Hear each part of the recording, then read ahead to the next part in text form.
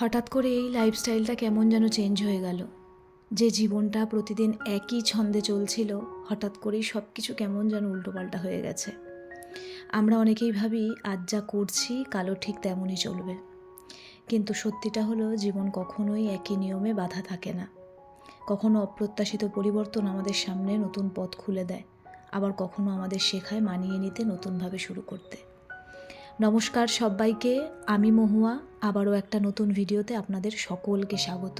আজকের এই ভিডিওতে আমি আপনাদের সঙ্গে শেয়ার করব কিভাবে হঠাৎ করে কিছু পরিবর্তন আমার জীবনকে বদলে দিয়েছে, আর সেই পরিবর্তনের ভেতরেই লুকিয়েছিল নতুন শুরু করার সাহস। আজকে বৃহস্পতিবার, সকাল থেকে ওয়েদারটা বেশ ভালো। ছেলেকে স্কুলে পাঠিয়ে টুকিটাকি ঘরের কাজকর্ম সেরে এখন এলাম ব্যালকনিতে। সকালবেলা করে একবার ব্যালকনিতে না আসলে ভালো লাগে না।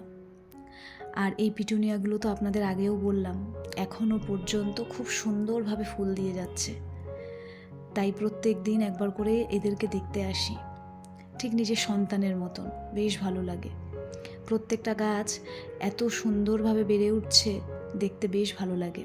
মানি প্ল্যান্টটাও ভীষণ ভালোভাবে বড় হচ্ছে। চলুন আপনাদেরকে আর একটা জিনিস দেখাই। আমি তো ব্যালকনিতে এসে সকালে অবাক।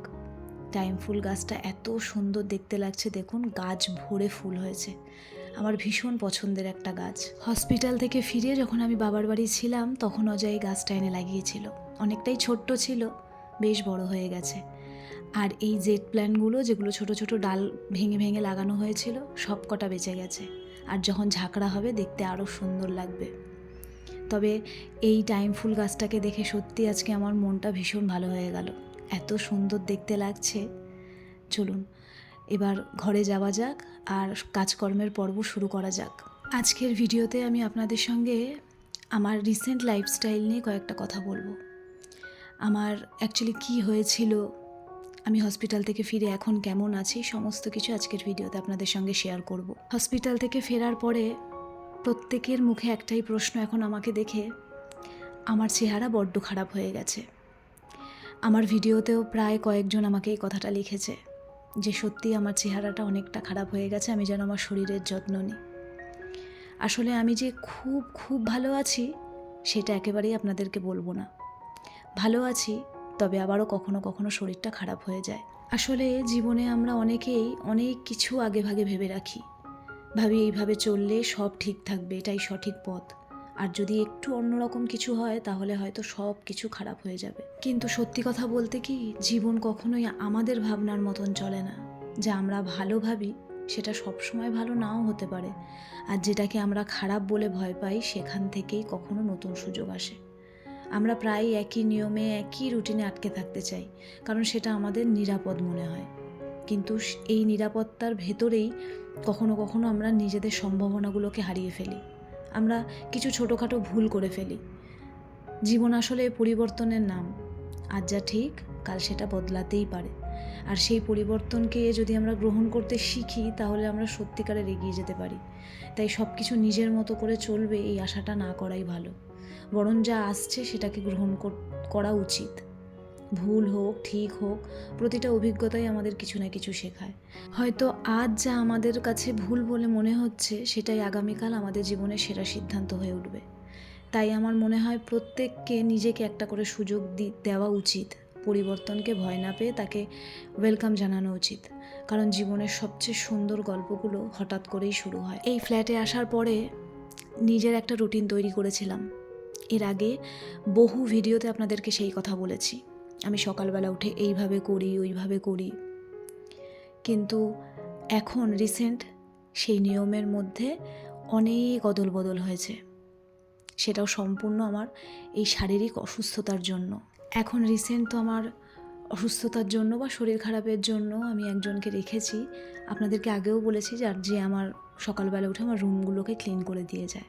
আগে তো সেটাও ছিল না, এখনও 1 মাসও হয়নি আমি ওই দিদিকে রেখেছি। আগে সমস্তটাই নিজে করতাম। সকালে উঠে ছেলেকে স্কুল পাঠানো থেকে আরম্ভ করে ঘরের সমস্ত কাজকর্ম করে, সকালে স্নান সেরে পুজো করে তারপরে বাদবাকি কাজ শুরু করতাম।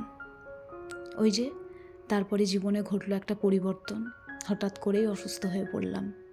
এতটাই অসুস্থ হয়ে পড়লাম, এতটাই ভয় পেয়ে গেলাম যে হঠাৎ করে হসপিটালে ভর্তি হতে হলো।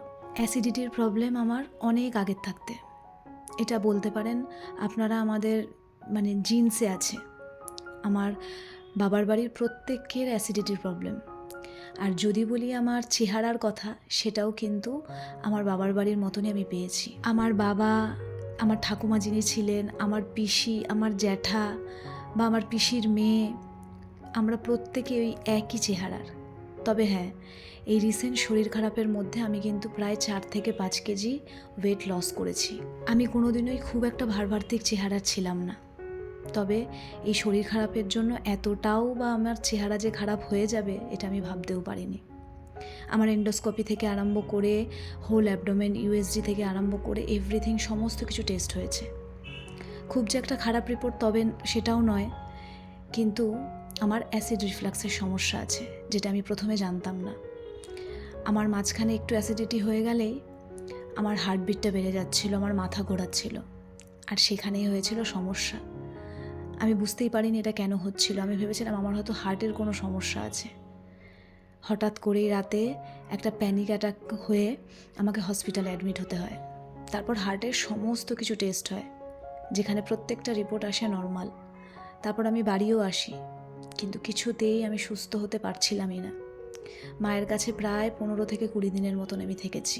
ভেতরে ভেতরে একটা ভয় এসে গেছে যে কেন আমার শরীরটা এরকম হয়ে গেল। ডক্টর একটা কথাই বলে দিয়েছে, অতিরিক্ত ভাবনা করা যাবে না। এখন আমি এনজাইটির ওষুধও খাচ্ছি। ডক্টর বলেই দিয়েছে এর অতিরিক্ত ভাবনা চিন্তা যদি আমি বন্ধ না করি, তাহলে এরপর কিন্তু আমাকে সাইকিয়াট্রিস্টকে দেখাতে হতে পারে। তবে আমার লাইফস্টাইলটাকে পুরোপুরিভাবে চেঞ্জ করে ফেলতে হয়েছে, তাও ডক্টরের পরামর্শ অনুযায়ী। আগে যেমন সমস্ত কাজ সেরে তারপরে খেতাম, দুপুরে বেলার খাবার খেতাম আমার ছেলে স্কুল থেকে আসার পরে, কিন্তু এখন আর সেটা চলবে না। এখন কারোর কথা চিন্তা করলে চলবে না, আগে আমাকে খেতে হবে, আমার একদম খালি পেট রাখলে চলবে না। তাই এখন আমার লাইফস্টাইল পুরোপুরি চেঞ্জ। এখন সকালবেলা উঠে আগে যোগা করে তারপরে আগে আমাকে আমার ব্রেকফাস্টটা সারতে হচ্ছে একদম পুরোপুরি 8:30 থেকে 9টার মধ্যে।